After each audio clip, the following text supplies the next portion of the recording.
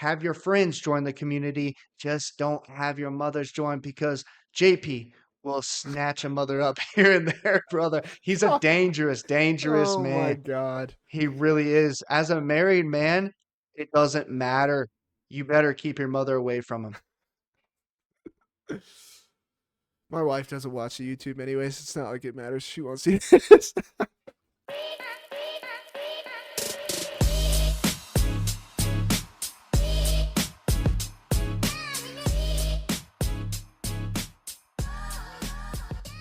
Ladies and gentlemen, welcome back to another episode here on Locked Door MMA. We're your hosts. I'm Brevin. This is my good buddy JP.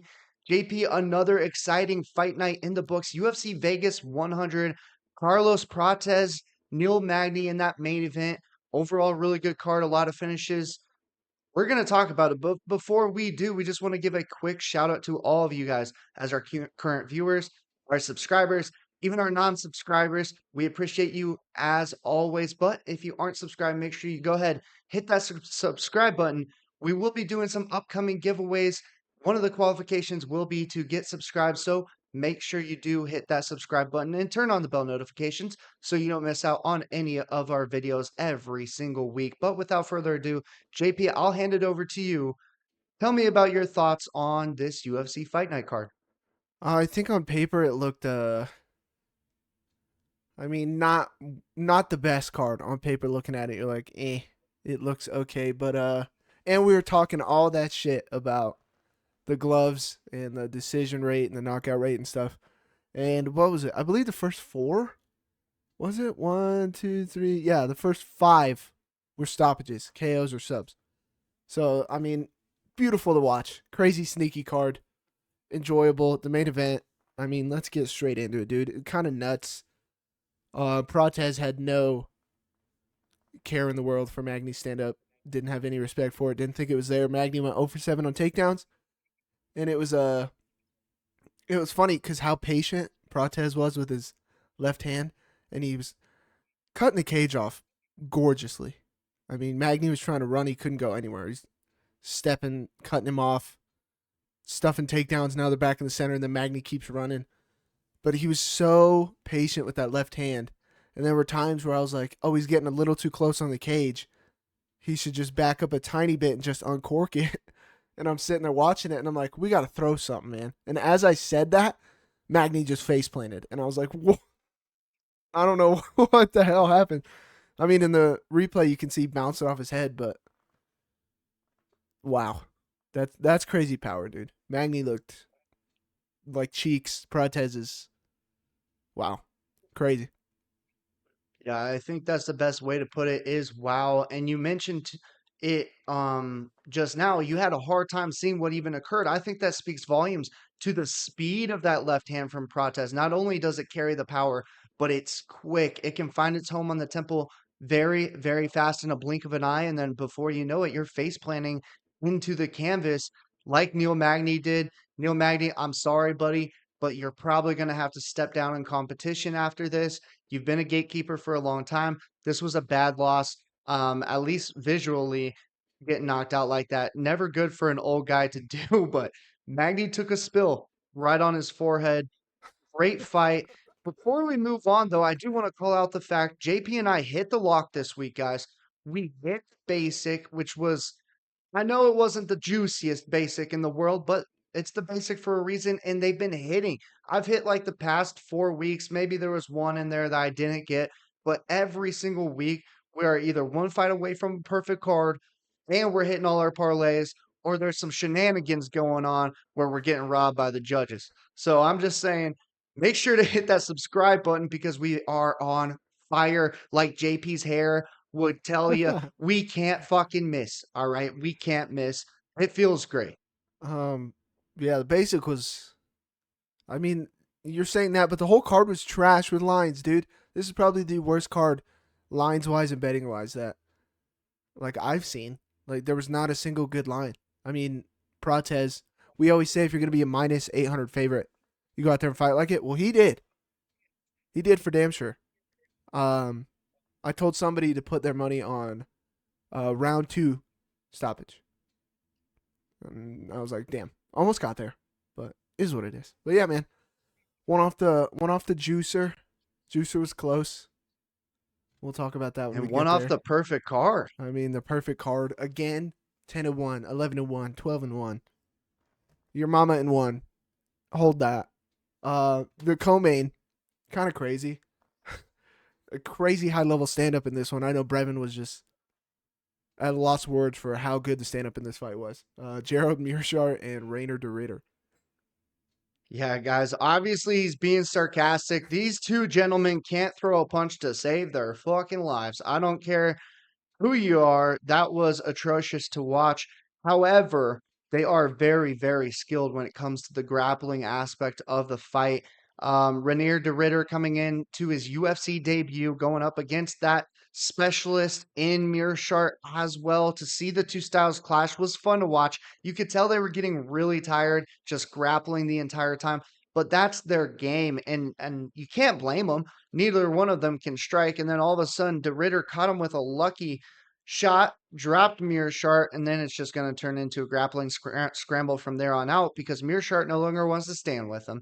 And whenever that happens, you're now in Ritter's world, and he put that on display, got the arm triangle choked. Guys, I know Mearshart has been stopped by submission in the past, but that is not a very common thing to do. For Ritter to go out there and do that, not only impressive, I think it speaks volume to where he is at and what level he's on as far as the jujitsu goes.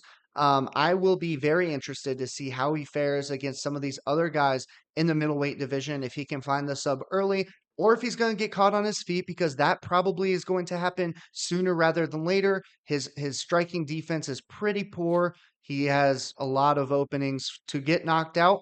I do see that in his near future. However, the grappling, the jujitsu is on a whole nother level. Yeah, dude, you gotta have. I mean, I want to say a game plan, but it's not even really a game plan. Like, his striking's bad. Because, like, he would get in the clinch and he throws good knees. And, like I was telling you, everything he throws has, like, decent form to it, but his head's just way up in the fucking air. He drops his hands too much. It's just, yeah, he's going to get clipped, but he's going to do what GM3 does. If he gets clipped and goes to the ground, if you're going to follow him to the ground, you better put his lights out with like an elbow, a hammer fist, or something. Because if you don't, and he pulls you into guard or something you gas out, you're going to get submitted. You're going to get submitted. So, I mean, it's going to be a case where you knock him down, just tell him to stand back up. But, yeah, we'll see what he can do going forward. And God forbid he finds top position on some of these other guys. I think you would find an early sub if that was the case. I 100%. mean, some of those scrambles, you can end up on the bottom. And if you end up on the bottom of De Ritter, you're getting tapped out or you're going to sleep. He's nasty, dude. The jiu-jitsu, you're not lying. That shit is very high level. It's nasty. All right, let's move on down.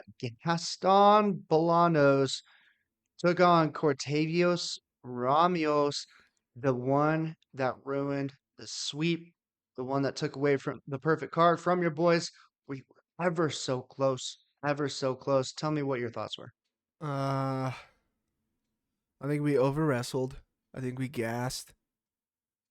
We didn't do anything when we were wrestling and he was on the bottom. We're just laying there, not doing enough ground and pound, not doing enough damage. Some of the shots were sloppy. I mean, how many takedowns this guy shoot? Only 6. I don't know, man. And then when he would take him down, he couldn't keep him there, or he'd get transitioned on the bottom or something. First of all, or that was first of all. Second of all, this was not a unanimous decision. I'm not complaining that we lost, okay? Because when the fight ended, I was like, yeah, we probably lost that one. And we had high spirits, okay? We were perfect to this point. It was like, this could be it. Nope. Shocker. It won't be. Somebody will fight like shit on the card that we picked. Granted, it was Romeo's, but not a unanimous decision. Bolanos did not win all 3 rounds. Shut your mouth. Not even close. Whoever gave him a 30-26, what the fuck are we talking about, dude? What are you watching? Yeah, I agree. It is what it is. However, Ramios didn't win or didn't lose by unanimous decision, in my opinion, as well. He at least won Um, the first round, potentially, there's debate on the second round and even the third round as well. Everything was close. I honestly thought we were going to come to a split decision, one way or the other. Do I think Bolanos did enough to get it done? Yes. However, he got slammed down multiple times, was controlled for 6 minutes in the fight, and Ramios had his back the entire time. I mean, looking at the breakdown of the stats, they don't even give him credit for any submission attempts, but I'm telling you, Ramios was in on that neck multiple times. Could have found a rear naked choke. He had his hooks in. He had the back for a very long time. I don't know really what we were watching. I agree the Ramios volume wasn't impressive, and maybe on the judges' scorecard they could pick that up, but we all watched the same fight. I just don't think there was a 10-8, and I don't think there was a unanimous decision, especially after some of the decisions that we've seen as of late. I mean, you could make arguments for many fights and many rounds to be 10-8 instead of 10-9, but that's just never the case. 10-8s are very rare. You have to completely dominate your opponent. I never saw Ramios completely getting dominated. In fact, there was a lot of moments that he was in the dominant position. So I'm a little confused on that one as well. Yeah, I don't know. But yeah, we get screwed. Don't get a perfect card, but we keep flirting with it. God, every fucking weekend, keep flirting with it, dude. Keeps looking at us from in the corner, playing eye tag with us, giving us a little wink. We're like, is this Licking its lips. licking its lips? Showing us a little shoulder. We're like, am I seeing it correctly? No, we're not. We go over. Hey, how you doing? Nah, get out of my face. Okay, I'll go fuck myself. Yeah. Your lock, Robertson and Pinheiro. Yeah. Let's talk about this fight real quick. Had me a little nervous, if I'm being honest. Robertson came out slow, couldn't really land the takedowns that I expected her to land early. She did land one late in the first round. And then in round two, started getting really sloppy. She ultimately ended up 5 for 17 on those takedown attempts. And I'm pretty sure the remaining 12 that she missed were in the fucking second round. It was pretty scary. And Pinheiro striking was pretty good. She stayed out of danger. She was in and out of the pocket nicely. I liked her movement on the feet. The footwork was impressive. She looked like the fresher fighter for most of the fight until that third round where Robertson was able to secure that takedown, land her ground and pound, threw some 12-6 elbows. It was nice. It was a dominant third round. I just think that's how the whole fight should have gone. And she probably should have got her out of there in the first round with how dominant she's been in most recent fights, but that just wasn't the case. And you know what? It's okay to have bad nights here and there. I would consider this a bad night for Jillian Robertson, and we still hit the lock. Yeah, I agree. I don't think she fought well. She was struggling chasing Pinheiro. Like I was saying earlier, Prates cut off the cage well. Robertson was struggling doing that. And then yeah, in the second round, I agree. Some of those takedowns, terrible, sloppy, very sloppy, easy stuffs. Her striking looked okay. I don't know. I think she does enough to get it to the ground, but we gotta fix some of those sloppy shots. I like how they were saying kick and then go after the kick because she's reacting to the kick. I like that. Throw a 1-2 and then a head kick. Doesn't got to be to knock her out. Just get her to put her hands up and stop moving for a second because she'd angle off and then Robertson would shoot some dog ass takedown that would just get stuffed. Pinheiro didn't look horrible, but yeah, as soon as the third round, as soon as she took her down, I was like, yeah, that's wraps. You could hear Dean Thomas, her coach, in the corner. That's wraps. That's it. Like, yeah, she ain't getting up. So, She didn't get up, and that was impressive. Can we take one moment though to talk about the 12-6 elbow right oh on yeah, the ass crack? oh yeah, That two of thing them. landed right on the and then you heard a little squeal from Pinheiro, like, Yeah, and then like, she yelled at her. She like threw her hands up. I was excited to oh, great. see people throw those more often, but I didn't think that's how we were going to be throwing We're throwing elbows to different targets. I mean, last weekend we had one right to the spine, and this weekend we had one right on the ass. them. Hey, this 12-6 rule change has been phenomenal. It's given us stuff to talk about. Uh, Not necessarily legal strikes, though. stoppage by hemorrhoid. Ooh. All right, let's move on. JP's lock, the back-to-back lock call. JP, I actually liked that. I liked that those fights were right next to each other. I didn't have to wait long to get myself into the second lock. Monster Abdul Malik defeated Dusko Tudovic, the little, what you call him? Dudu Tudovic. Turtovich. Dudu Turdovic, thank you. Um, very, very handily. I mean, this guy, Mansoor, has some serious power. Holy shit. I love the patience. Didn't gas out. Was breathing a little heavy. We never freaked out. Dude's searching for ankle locks, heel hooks, knee bars. He tried all of it. He was getting rocked, getting smacked. I mean, Malik crazy fast, crazy power, like you're saying. If we can be patient like that every time, it's beautiful to watch, dude. We understand that you want to get the finish and you rock the guy and you want to go for broke. But if you do exactly what he did, just stay calm, pick your shots, don't put yourself in a dumb position, stand it back up. I mean, he gave him two little alien friends, one on his forehead, one on the side of his head. Like, holy shit. Yeah, hell yeah. One of the best locks Yeah. I've had. I feel like that this fight from start to finish, I was so confident this dude was gonna whoop his ass. Yeah, and that he did. I mean, this guy at middleweight is going to be an absolute problem. He is a unit of a man. The dude's jacked, and he hits like a Mack truck. I mean, the reforming of Dusko's face after this fight was not something to take lightly. And if I was in the middleweight division, I would be shitting bricks seeing this guy coming into the UFC, knowing that he's probably going to have my name drawn out of a hat one day to come beat my ass. Yeah, Mansoor is going to be a problem. I loved his striking. I loved his power. I loved his patience, like JP alluded to. Even while getting his heel locked up, getting the ankle twisted on, he was still landing some devastating hammer fists to ultimately get him out of that position. He basically fought his way out of that sub attempt. It could have got bad pretty fast. He never allowed it to get there. Absolutely punished Dusko's face for even trying to wrap himself around his leg. I Loved it. mean, and you could hear him, dude. Some of the shots he Yep. was landing when he was on the ground, I was like, holy Pop, shit. pop, pop. Oh yeah. He He was said throwing hard. said new gloves who? I don't give a shit. Yeah. Great lock hit, dude.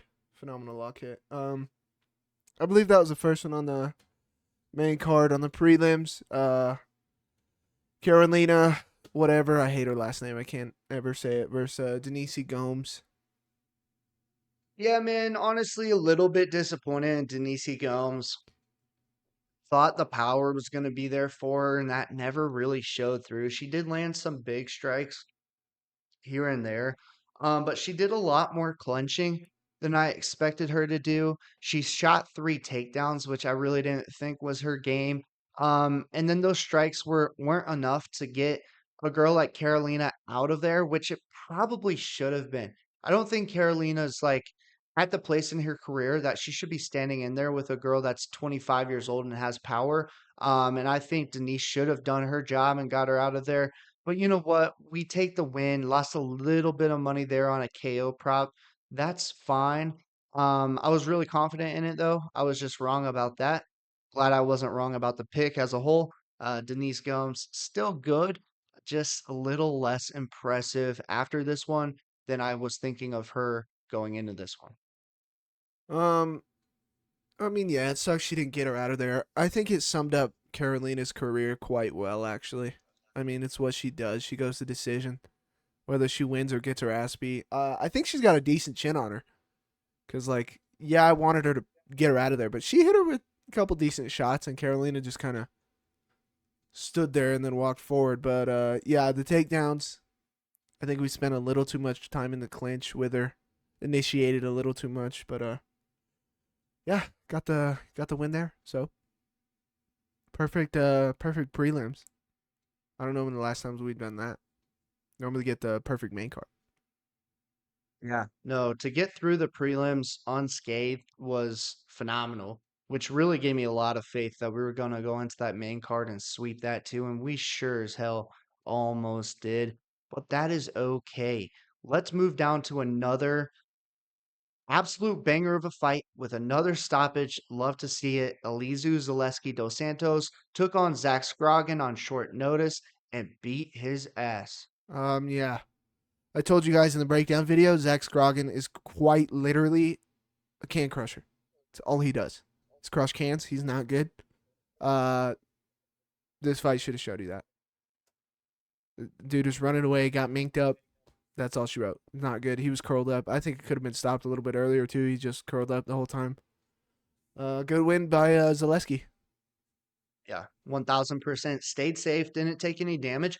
And I don't really know what had Zach Scroggin curled up in a ball like that. I mean, I saw him get clipped.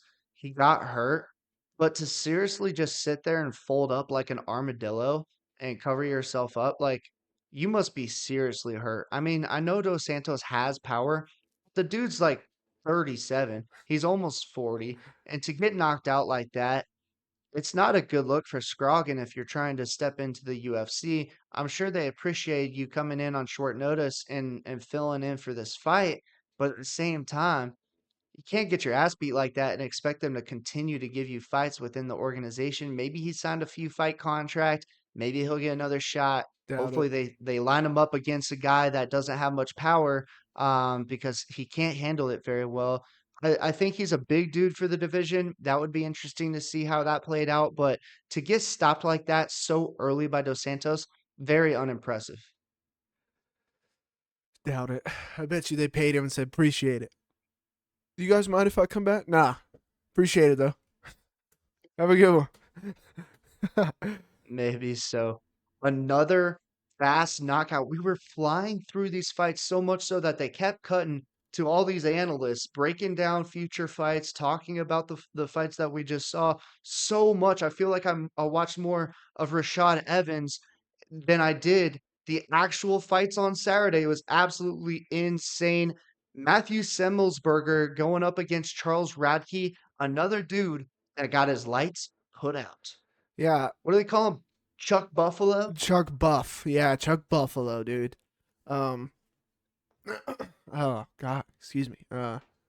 Yeah, so the first 5 fights of the night were all stoppages. First fight of the night came in the second round. Then we hit 4 in a row. Boom, boom, boom. All first rounders. So that's unreal, man. For a fight night, it's actually pretty damn good. Radke dog walked him. Semmelsberger, we told you, always gets in a firefight, gets clipped, makes it a scrap. Radke's got too much power for you to do that. I did say by sub, I was screaming at the TV when he clipped him. I was like, grab his neck, pull a Trayshawn Gore.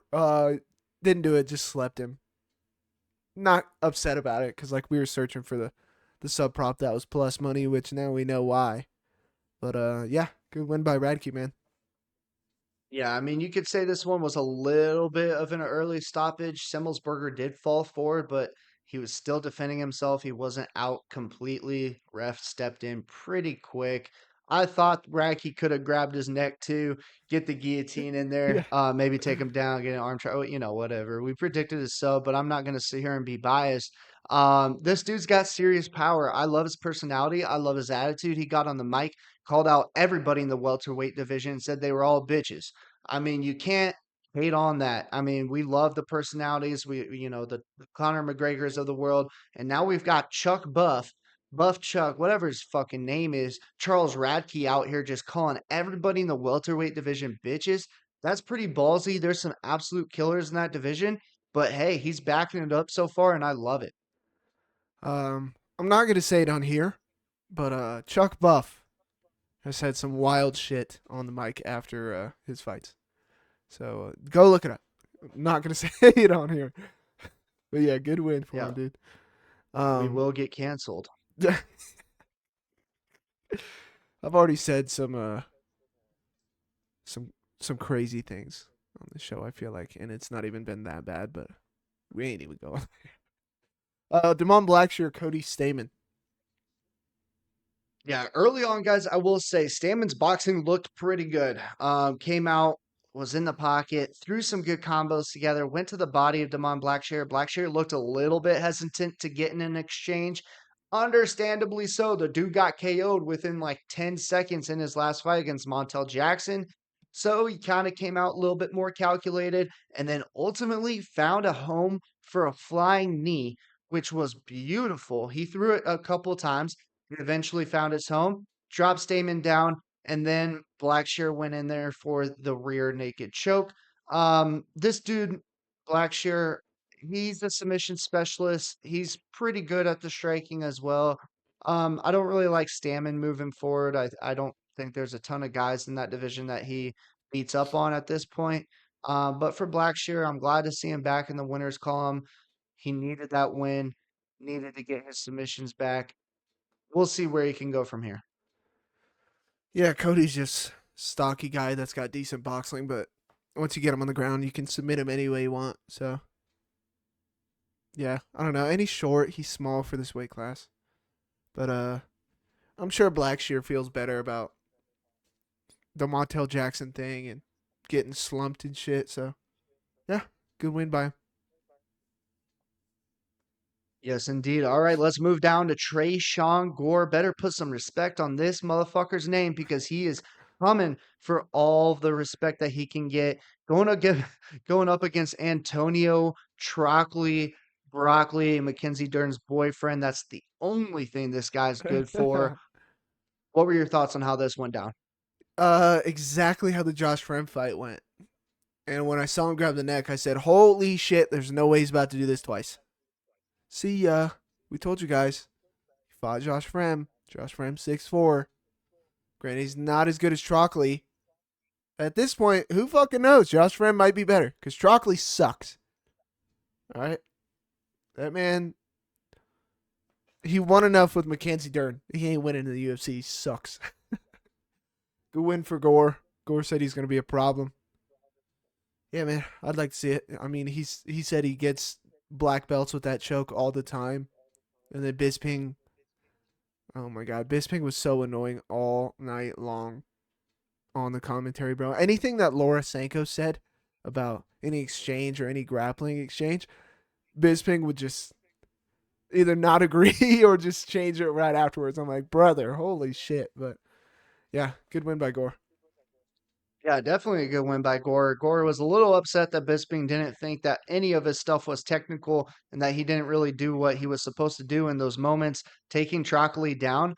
I was fine with it. I told you guys in the breakdown, I think Gore has the grappling advantage. I think he had the wrestling advantage and the jujitsu advantage in that goad there or that went to show on Saturday. He locked up that neck, got the guillotine, squeezed the hell out of Trockley's long ass neck, and made him tap quick. It was so tight, dude. And I told you guys, this is a very similar stylistic matchup to a Josh Friend, someone that's really tall for the division, someone that's going to shoot in, stick their neck out to get a takedown, or when they initiate the clinch, and Gore will snatch that neck. And I don't care that he hasn't fought in 2 years. I love his confidence right now. I love the way he's talking about himself. I think he will be a problem in the middleweight division. Keep an eye out for Tresean Gore. He's strong too, bro. When he grabs that neck, he sits it up high. Holy shit. And he drags him. Oh my god, that shit must hurt so bad. First fight of the night, not even close. Dog walked. Melissa Mullins, Claudia Segula. Yeah, this was a terrible fight to be honest, guys. Melissa Mullins looked like she belonged in the UFC. Saigola did not. Saigola probably should go back to these custom rules that she was fighting in before she came into the UFC because I think that's where she belongs. Melissa Mullins came out, did what she needed to do, landed the better strikes on the feet, grappled a little bit, landed two takedowns, had control time, and then ultimately punched her way to victory, flattened Saigola out. She couldn't really get back to her feet, but she was supposed to have this jiu-jitsu background and she was a good grappler. She's good in the clinch. She was nothing. I mean, this girl was nothing. I don't really see a world where she beats any girls that are currently inside the women's bantamweight division inside the UFC. She's terrible. And I don't even know where they got her from. Send her back to wherever or whatever promotion she was in before because she's just bad. Can't get up off the ground. Yeah. She's like a baby on her back that doesn't know how to crawl yet. It's just She ain't getting up. And then Melissa was a little hesitant in the first round, and you could tell, and she even said it herself afterwards. And then her coach was like, "This girl cannot hang with you. Go out there and mix it up, take her down. She cannot hang with you." Took her down, and then beat the shit out of her. Yep. I loved her post fight interview. Same thing with Malik. All right, I picked Malik as a lock because I like the way he fights. Him and Melissa Mullins, both of their post fight interviews, loved him. It showed me that they got a good head on their shoulders. They're smart. They got IQ. They know how to game plan. They know how to follow that game plan. They know how to self assess. Love all of that, especially with the talent. You can catch me backing them every other time they fight. It's going to be hard to fade them. I just like when fighters are smart like that, dude. Yeah, I will put JP on the spot here a little bit. This was a guy that before the fight did say, I don't know if I trust Melissa Mullins. He said in the breakdown video, I don't really like this line. This was the most dominant fighter on the entire card. Melissa Mullins absolutely dog walked Saigula, and I loved it for her. Yeah. I mean, if Mullins is doing this to Saigula, everybody else in this division is too. I mean, I didn't think Sagula was going to be a fucking beetle on her back. How they sit there and just. I thought she would at least have something, but goddamn, dude. Yeah, dog walked her. Hell yeah, baby. Started off on a great note, and then we swept the prelims, and then Swept most of the main card. most of the main card. Romeo Ace is our only loss in that fight. Man, That's it's okay. getting there. It's getting there. It we are getting close. JP and I both made some money gearing us up for UFC 309 this coming Saturday. We're super excited for it out in Madison Square Garden in New York. Make sure you guys are gearing up for UFC 309 by hitting the subscribe button on our channel. We're going to bring you the best picks for that entire card coming later this week. We also will be doing a giveaway. You don't want to miss out on that. Make sure you hit that subscribe button because that will be one of the qualifications to enter into that giveaway. As always, we appreciate you guys. Make sure you join the community, have your friends join the community. Just don't have your mothers join because JP will snatch a mother up here and there, brother. He's a dangerous, dangerous Oh my man. god. He really is. As a married man, it doesn't matter. You better keep your mother away from him. My wife doesn't watch the YouTube anyways. It's not like it matters. She won't see this. um, yeah, man. I think. Correct me if I'm wrong. Jake Paul fights this weekend too, right? Jake Paul does fight on Friday. Netflix's biggest event ever, apparently. It's going to be interesting. A live event on Netflix. Renew your subscriptions. Let's see if Mike Tyson still has some juice in those hands. I'm sure he does. The dude looks humongous. But Jake Paul, as always, is very dangerous. Much, much younger than Mike at this point. Yeah. I I'm don't know. intrigued. I'll watch it. I'll hate watch it, It's but like Power Slap. It's like Power Slap. We'll watch it, but we don't know what to do with it. yeah, facts. And we're undefeated with Power Slap. Maybe we'll be undefeated with Jake Paul fights. Who knows? I think we are so far. I think so too, actually. I mean, I bet on it a couple times, so. But We'll see where the money lies. Where does the money yeah, lie for you, JP? on the Tyson Paul fight, Yeah, the money lies with it going the distance. neither one of them get the other out of there. Nah. I could see that, man. I could see Jake Paul hitting Mike Tyson good, but I mean, Mike Tyson's been hit his entire life. You know what I'm saying? Like, been there, done that. Is Jake Paul going to have enough to knock him out? I mean, this isn't Ben Askren. This isn't Nate Robinson. Come on now.